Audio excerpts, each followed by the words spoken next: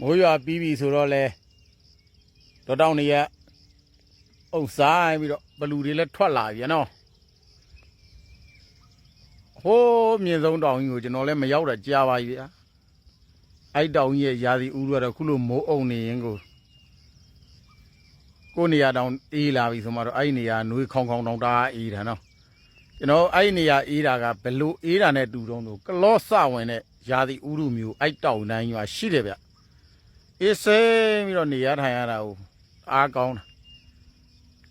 ဘလို့စိတ်ခံစားချက်လဲတော့မသိဘူးပေါ့ဗျာအဲ့မြင်ဆုံးတောင်ကြီးထိပ်ရောက်ရင်စိတ်တွေကအားတကြွပြီးတော့တခုခုလှုပ်ချင်တယ်လို့ပဲဗျာနော်အဲ့မှာရောက်သွားတာနဲ့ဗျာနဲ့အောင်မြင်မှုတစ်ခုတစ်ခုကတော့အမြဲတမ်းရတယ်ကျွန်တော်နော်လှုပ်တွေပါလှုပ်ရင်ပေါ့ဗျာနော်လှုပ်တစ်ခုကိုဒါခုမသွားတာကျွန်တော်တစ်နှစ်ပြည့်ပြီနဲ့တူတယ်ဗျခါတိုင်းဆိုရင်တစ်လကိုတစ်ခေါက်နှစ်ခေါက်အဲ့လိုထိရောက်တယ်ခုမရောက်ဘူးဒီနှစ်ကရာသီဥတုရလည်းပူတော့လှုပ်လေးတွေကလည်းနည်းနည်းများတော့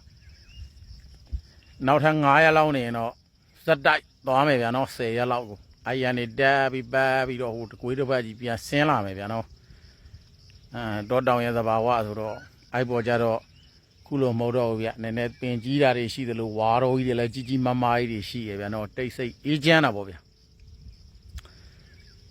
စိတ်ကတောတောင်ထဲမှာနေလိုက်ကြရင်ဟိုအေးချမ်းသွားတယ်လို့ခံစားလို့ကျွန်တော်လည်းတော်တယ်ပဲနေတာများပါတယ်ဗျာနော်အဲ့လိုလဲဆိုတော့မြို့တွေရွာတွေလည်းလုပ်ငန်းကိုင်ငန်းတွေလုပ်ကိုင်စားတောက်ဘူးတွေဗျာနော်ဘာလို့ဆိုအဲ့လိုလုပ်ကိုင်စားတောက်တော့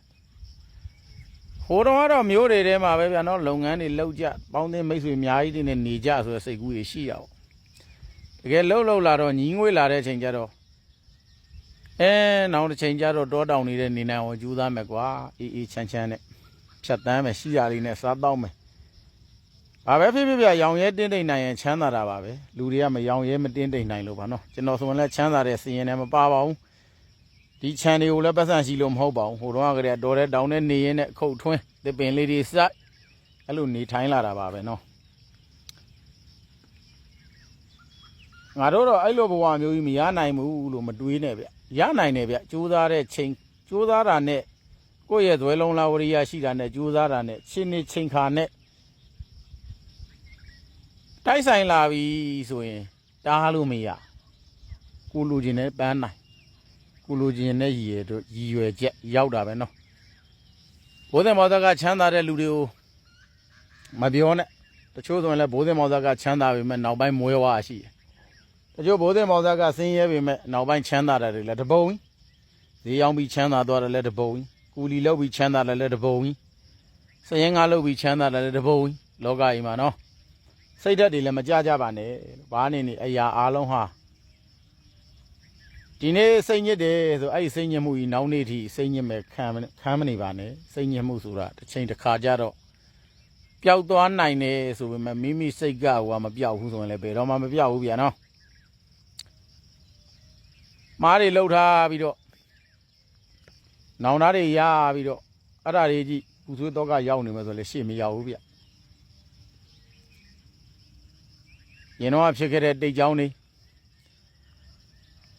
နောက်လာမဲ့မမြင်နိုင်တာတွေကိုတွေးနေမယ်ယခုလက်ရှိဖြစ်နေတဲ့ချင်းနေချိန်ခါအဲ့လိုပေါ့ယခုလက်ရှိဖြစ်နေတဲ့နေထားနဲ့ချင်းနေချိန်ခါနဲ့ကိုကြည့်ပြီးသုံးသပ်ပြီးတော့နေထိုင်မယ်ဆိုရင်တော့စိတ်ချမ်းသာမှုလေးတစ်ခုမဟုတ်တစ်ခုတော့ရလာမှာပဲဗျာနော်ဒုက္ခဆိုတာကကိုမရှာလဲရောက်ရင်ရောက်လာတာဗျကိုရှာလဲရောက်ရင်ရောက်လာတာနော်ဒုက္ခပြီးရင်ဒုက္ခကတော့လာတတ်တယ်ဒုက္ခပြီးရင်ဒုက္ခမလာတတ်ဘူးဗျဒုက္ခပြီးရင်ပူအောင်တင်လာတာပေါ့ဗျဟောစတာပါကိုမှလူတယောက်ထီပေါက်တယ်ဒီတစ်ပတ်နောက်တစ်ပတ်လည်းထီပေါက်မယ်လို့မထင်နဲ့ပေါက်ဘူးတနည်းနေလို့တစ်ခါမပေါက်ဘူးတစ်သက်လုံးတစ်ခါပေါက်ချင်မှပေါက်တယ်အဲ့လိုပေါ့ဗျဒုက္ခကတော့ခန္ဓာရှိနေသေးအသက်ရှင်နေသေးတော့ဒုက္ခနဲ့မလွတ်ကင်းဘူးဗျစစ်စစ်ငင်းငင်းတွေးရင်ဒီဒုက္ခရှိတာပဲဗျအဲ့ဒါကြောင့်မို့သဘောတရားလေးတွေလဲနားလည်အောင်စာပေတွေဖတ်ကြတရားတွေနာကြသဘောတရားနေမှာတရားသဘောတွေရောက်သွားတတ်တယ်နော်ဖြစ်သွားတတ်တယ်